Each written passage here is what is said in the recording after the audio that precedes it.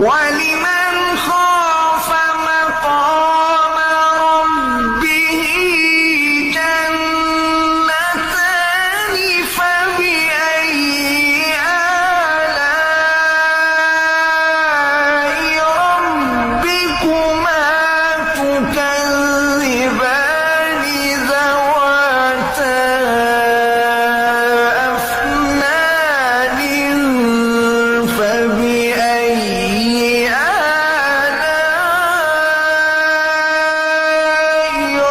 ربكما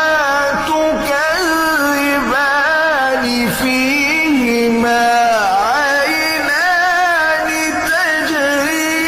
تجريان فبأي